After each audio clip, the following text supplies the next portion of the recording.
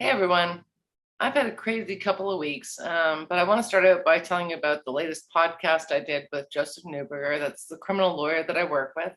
It's called Not on Record, and I'll put a link below so that you can go watch the whole thing. We had a lot of fun on this.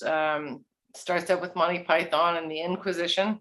The best Monty Python sketch that I can think in terms of law, negotiating a date. They've got a couple sitting down at a table. They each have their attorneys there, and they're negotiating everything down from, all right, then he's going to take you to this particular restaurant. And she goes, oh, and he goes, my client agrees.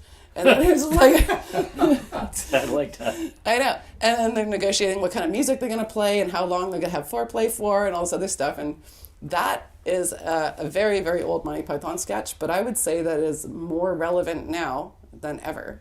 And we bring real story anecdotes from cases that we worked on, including an Inquisition.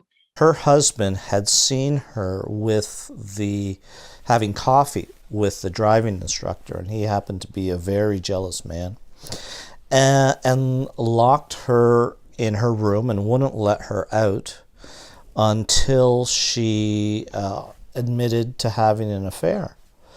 But instead of admitting an affair, rather she said, no, he abused me, he raped me. Immigration fraud. She comes with a police escort.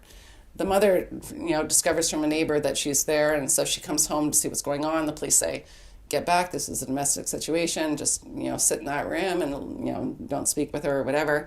And she watches this woman go upstairs and downstairs, raiding their home, robbing their home. And she's like, that's not her stuff. That's not her stuff. And the police go, we're not involved in this. Well, that's a civil matter. You guys can sort it out later. Right? And so then she goes, the mother goes and gets a neighbor after she's left with all of these possessions, and gets the neighbor to help her photograph the house of all the things that were removed. She'd spent the entire 5 days casing the home. She stole stuff from the wardrobe of the mother, the sister, shoes, dresses, specialized blankets, headphones, Beats headphones, which the judge knew what that was. He goes, they're very expensive. I know what Beats phones are. I know. I haven't watched the whole documentary about how it became a where they kept their cash, the jewelry, everything. She totally cased the house for the entire 5 days she'd been there. A whole bunch of stuff talking about actual cases of real people who had to go through criminal trials through no fault of their own. And it was a really fun episode. And you should go watch it for no other reason than to find out why I can't have a video in any room of my house. Whether it's your bedroom or somebody else's bedroom, it doesn't matter. I'm going to dial this back a little bit now. Yeah, Chris, were you there watching, motherfucker? Well, you did put it anytime. You put it on the live feed. That's why I'm telling you, take the camera out. Okay. Honey, we got to take it down. All right? Okay, fine. So, fine. Yeah.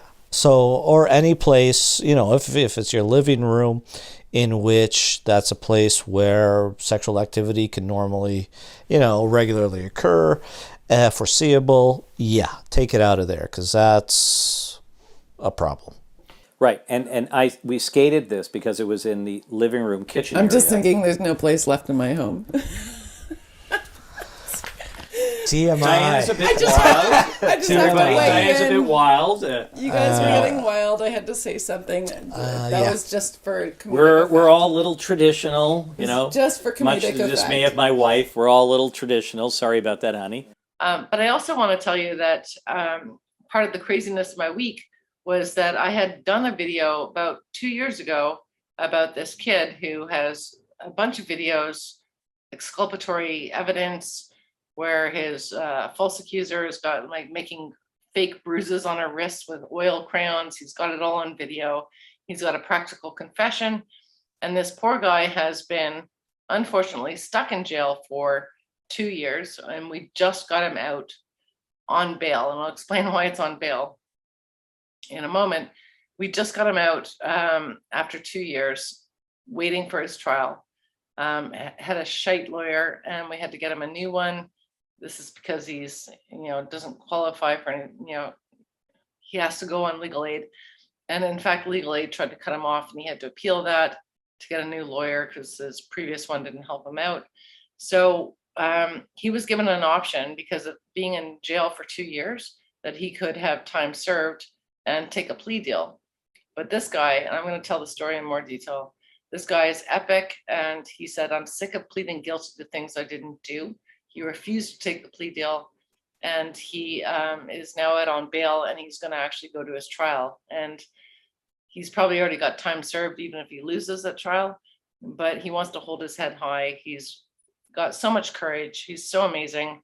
And for those of you who support my nonprofit, the Lighthouse Project, we've been helping this guy. Unfortunately, he was stuck in jail for 2 years, but we got him out, and we're going to go to trial together. So I'll tell you more about that later. But in the meantime, go find out why I can't have a video in any room in my house. Watch the Not on Record podcast and subscribe to that channel, because if you want to keep up to date on what I'm doing and want to hear some amazing stories from not just me and Joseph Newberger, but the amazing Chris Acey, who's on this particular episode with us as well, go do that. And there's always something fascinating to learn about how these cases play out in the criminal law. So that's my update, and I'm exhausted, and I'm looking forward to telling you the story about this guy who, as I said, I've already done a video about it before, and I'll get you up to date on that really soon.